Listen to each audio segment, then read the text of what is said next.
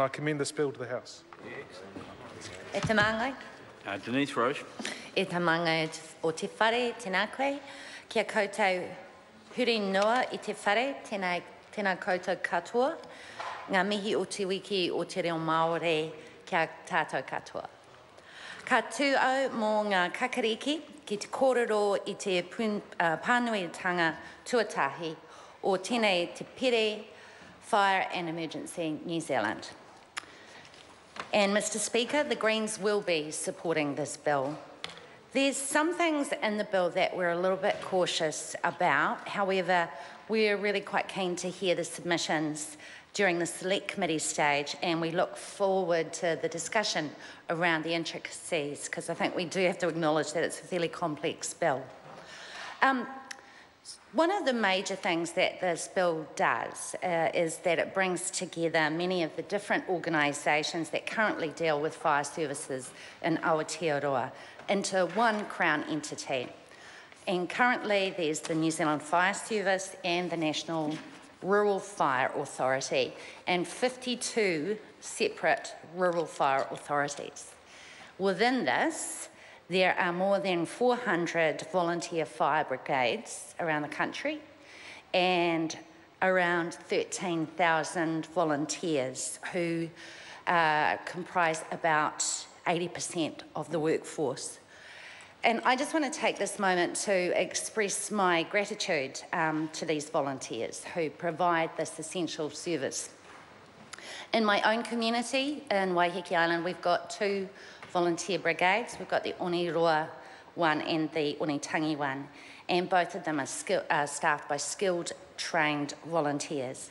Over the summer, the Onitangi brigade was actually called out to our place when a passerby noticed smoke coming from the back of one of our houses. And while we lost a bit of equipment, the quick response from our volunteer brigade essentially saved our house. And that was the result of a bottle lying in the grass over the summer, so it was a good reminder that we should actually mow the grass. But I just want to record here my thanks to the committed men and women who've devoted years of their life to this work.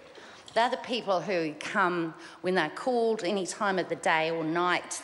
They leave their homes and their jobs, and they respond to the emergencies in our communities. And those emergencies, of course, include car crashes, house fires, bushfires, and civil emergencies, as we saw during the Christchurch earthquakes, and no doubt my colleague Eugenie Sage will touch on that more. I particularly want to note, and for the record, and in Hansard, my thanks to Ron Leonard, the fire chief on Waiheke Island, who retired in May after 29 years as the fire chief and a total of 48 years as a volunteer firefighter. And I want to congratulate his deputy, Bruce Skerskia, who's taken on the fire chief role. And again, he's not inexperienced. He's been a volunteer for 20 years. And I just think we need to recognise that we have these amazing people who continue year after year to provide a service for free. Anyway, sir, this bill, it's been a long time coming, as others have said. There's been two reviews, one in 2012 and another in 2015. And this bill acts on many of the recommendations from those reviews. And I want to acknowledge that the process around the reviews was very inclusive, and there were quite a large number of submissions. So under this bill, there's the new Crown entity, the Fire and Emergency New Zealand, FENZ, where all the fire services in New Zealand, rural, urban, volunteer, professional, will come under that one overarching piece of legislation. So it replaces the 1970 two pieces of legislation. And that, sir, is hoped that it will lead to more consistency across the service and hopefully better coordination between the urban and the rural fire services. And this lack of consistency was kind of referred to really in the regulatory impact statement, who said basically that because there were so many of them, there was a lack of data. And they said, for example, there's no single national incident reporting data for the fire services. This means that a lot of specific information on the work undertaken in the rural fire sector is unknown, including around the use of cost recovery under Section 43 of the Forest and Rural Fires Act. Further, each of the rural fire authorities would have to collect data in a way that could be shared in order to effectively analyse the activities of all of them. The RIS does say that they expect that the reforms in this bill will actually lead to better monitoring, analysing and reporting, and I suspect it probably would, so that there is best practice right across the services. But there's a similar statement around this lack of information, lack of data, in the regulatory impact statement that deals with the new funding arrangement as well. FENS will be funded principally by levies, as others have referred to, and that's levies that are basically paid on insurance for property and motor vehicles. And that funding replaces the variety of sources that have funded the rural fire service, for example, things like the costs that they were able to charge and recover under the Forest and Rural Fires Act. So how the levy system will work is one area that we'd like to know more about. The RIS disclosure statement notes, and I'll quote, that one significant remaining question is the impact of the proposed funding reforms on the private sector. Any change to the levy will have an effect on private sector and not-for-profit entities. However, due to commercial sensitivity and privacy, we are unable to access the data and therefore cannot model the nature and extent of this impact. So there's a bit of a gap in some of the information around how this will have an impact.